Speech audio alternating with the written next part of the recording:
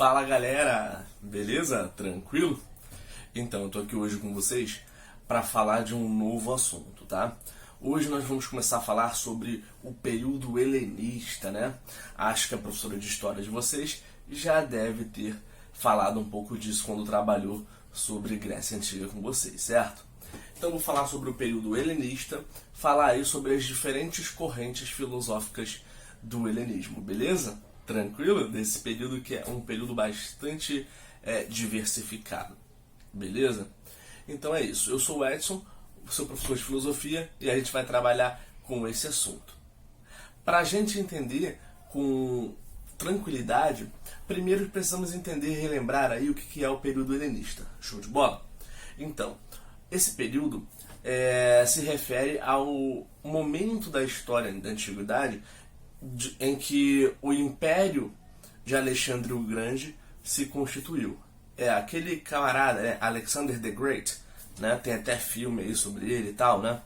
Mas então, Alexandre o Grande vai dominar toda a Europa, né? Parte do norte da África também, ali, Oriente Médio, todo o Oriente Médio, né? Então Alexandre o Grande vai dominar coisa pra caramba, né? Um extenso território.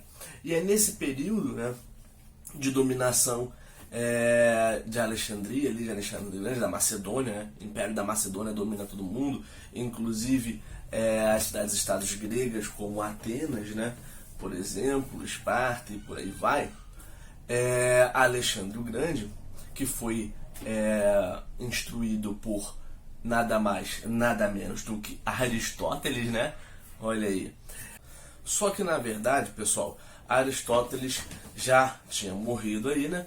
E após a morte de Aristóteles, né, que foi basicamente o último filósofo sistemático, né, do período da Antiguidade, após aí a morte de Aristóteles, nós temos ali a difusão de uma série, surgem uma série de correntes filosóficas diferentes, né? E aí essas correntes em geral, elas são voltadas à ética, ao comportamento humano, né, à conduta do ser humano em sociedade. Quais são essas correntes? O epicurismo, né, o estoicismo, o ceticismo, o cinismo e o neoplatonismo. Beleza? São essas correntes que vão surgir aí, são correntes diversas e diferentes, né? Pois é, hoje eu vou falar sobre duas delas especificamente, tá bom? Eu vou falar primeiro sobre o epicurismo e também sobre o estoicismo, tá bom? Para que a gente entenda um pouquinho, assim, bem brevemente, do que seriam essas duas correntes filosóficas. Beleza? As outras duas eu falo na próxima videoaula, para ficar bem tranquilo, para ficar bem leve e a gente conseguir pegar cada uma delas. Show de bola? Então, acompanhe aqui. Quando a gente fala de epicurismo, ou também chamado de hedonismo, né, a gente está falando aí de uma filosofia bastante materialista, né, bastante mesmo, né, fundamentada aí, por exemplo, na teoria atomística, né. Eles também concordavam que o átomo era um princípio da matéria, mas não que era o princípio único da matéria, né? Mas que o ser humano ele estava aí livre para tomar suas decisões, para fazer suas escolhas e assim gerando mudanças. Mas, galera, importantíssimo que esses epicuristas, aí baseado, por exemplo, em Epicuro, né? Epicuro, na verdade, vai falar na busca do prazer, né? Que a vida ela deve se basear na busca do prazer. Mas não é esse prazer que a gente está acostumado hoje em dia, não, né? Ter um carro de luxo, ou de repente, sei lá, ter muitos objetos, muitas coisas supérfluas, dinheiro, não sei o que, para festas, nada disso, tá bom? Esse prazer que deve ser baseado, que a vida deve se basear, segundo Epicuro, é a simplicidade, tá bom? É uma vida simples, uma vida livre dos desejos, né? Dos tantos desejos que criam, na verdade, vícios no ser humano. E esses vícios, eles não levam ao prazer. É preciso, segundo Epicuro, ter um equilíbrio, né, haver uma vida equilibrada. Por exemplo, não dá para ter muita dor que depois vai te gerar o prazer, mas também não dá para ter muito prazer que vai te gerar dor depois, entendeu? Tem que haver um equilíbrio. Há determinadas dores, né, que levam depois a um prazer, mas não deve ser demasiado. Existem prazeres que podem te conduzir a dores posteriores. Então, para Epicuro, uma coisa serena, uma coisa equilibrada, uma vida com simplicidade, uma vida com alteridade, tá bom? Então essa é a busca do prazer para Epicuro, tá bom? Beleza, pessoal? Tranquilo? Um outro aspecto que eu tenho que falar aqui agora, dessa filosofia helenista, é também o estoicismo, tá bom? O estoicismo, diferente dos epicuristas, ele não se declara tanto materialista assim, né? Pelo menos não oficialmente. Mas ele está baseado na ideia da razão, né? A razão como fundamental, tá bom? Para o estoicismo existe uma razão universal, e essa razão universal, ela rege a vida, ela rege o comportamento, tá bom? E ela é inclusive o caminho para a busca da felicidade. Essa felicidade, né, para os estoicos, ela deve ser alcançada através da razão, porque a razão, ela é a base da nossa vida, é o que rege. Existe um logos, e esse logos é superior, esse logos é o que determina as coisas, o que determina a realidade, né? Para os estoicos, né, a filosofia estoica, ela, por mais que ela nasça na Grécia, ela vai ter o seu auge aí, né, em Roma, né, no Império Romano. Mas para a filosofia estoica, a razão ser fundamental significa se aproximar da natureza, do natural, né? Se distanciar o máximo possível das parafernálias do mundo, né, para se distanciar assim da ilusão, né? Tá um pouco carregado de Platão nisso aí, né? Tem um pouquinho, tem uma dosezinha de Platão nisso aí, né? Porque todas as parafernálias da sociedade, do mundo, elas criam ilusões, né? E na verdade, o estoicismo, ele é uma filosofia ética, né? Ele está falando sobre o comportamento humano, então ele está falando que esse comportamento deve se aproximar do natural, da natureza, e se distanciar da ilusão, né?